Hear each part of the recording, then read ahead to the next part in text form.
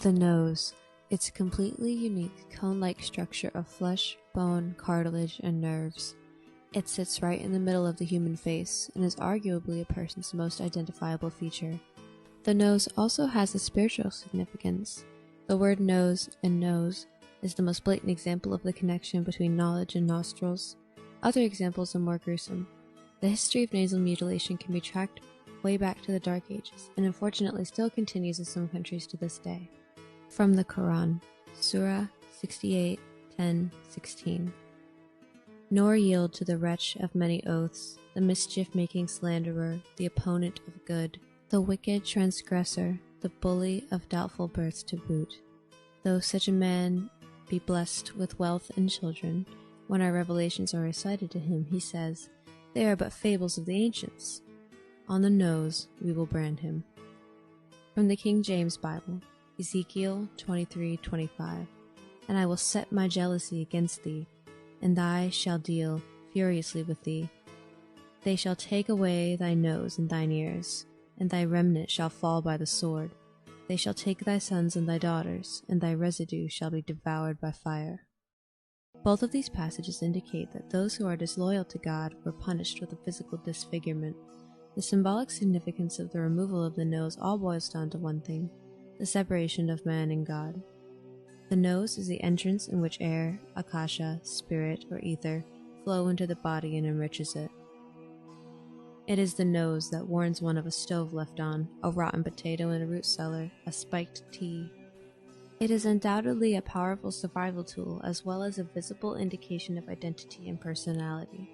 Removing the nose would deprive a person of their ability to judge, to fully understand and comprehend their surroundings. Symbolically, this could refer to the ability to judge good from evil, not just on the physical but in the spiritual. Let's take a look at something we've all seen before: the Sphinx. You can tell that the nose has purposely been obliterated as well as the beard. The cause of this obliteration is said to be the work of Sufi Sheikh leader Saim al-Dar, who apparently witnessed people idolizing the Sphinx and decided to blow it up with powerful explosives. However, it's well known that the Sufis are a religiously tolerant sect of Muslims, so this commonly accepted theory holds very little water. There's not much more information on Saim al-Dar.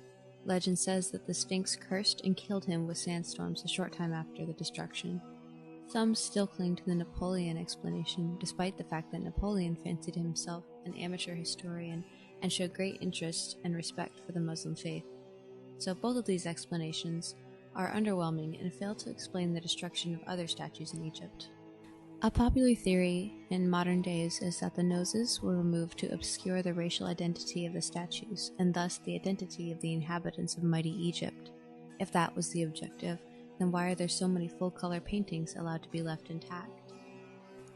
We can clearly see the facial and tonal features of these Egyptians in statues and paintings left behind.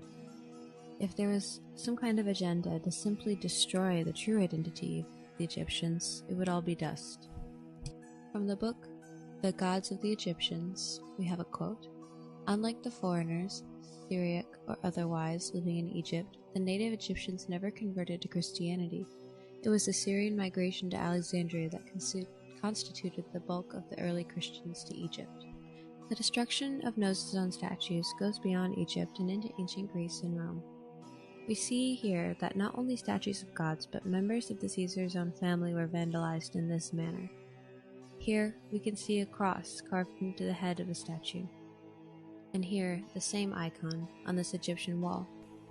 It's understandable to assume that the missing noses on all these statues are due to accidental damage, erosion, or the instability of the material in which it was formed from. And that may be very true with some of these. However, some of these, I think, have a different story. When we look into the etymology of the word nose, we get a very interesting definition. Nose. To put the nose out of joint. This common expression to signify that a new favorite has displaced the old, or that a newcomer has rendered the welcome of one who preceded him less warm than formerly, has no reference to the nasal organ. The Gaelic term, nos, custom usage, whence to put the nos out of joint would be to disarrange or alter the pre-existing culture or usage, as when a new baby is born into a family. It attracts to itself the favor formerly accorded to its immediate predecessor. When it comes to noses and gnosis, there is an undeniable link. No one person has all the answers, but what any honest researcher can realize is that we have lost the knowledge of something so fundamental as our history. These statues are truly a symbol of our current state of mind unless we pull back the veil. Thanks for watching. Keep an eye out for more content as we're always learning. Until next time. Let go of everything you think to be true. Relax the mind and ask the question, do I truly understand what this reality is?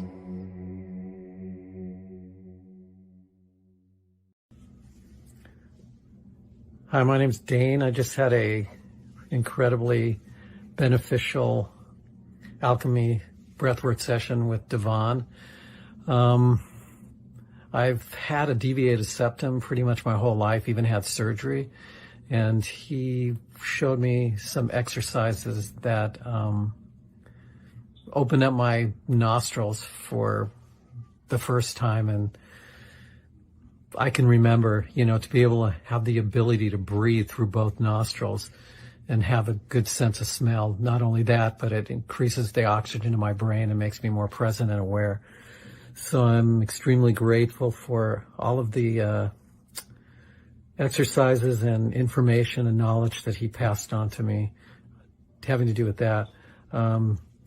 We also talked about, in this whole COVID-19 pandemic world we're living in, I have to wear my mask on my face pretty much the entire day. I work, thankfully I'm still working, but I work selling vitamins and herbs and homeopathy. I'm a nutritional consultant, and so I have issues, with wearing the mask because I've had issues breathing. And actually I do alchemy breath work throughout the day with the mask on, and it's been very successful. At least psychologically, I feel like I can breathe better. It's almost like there's a barrier between me and the stupid mask. And he,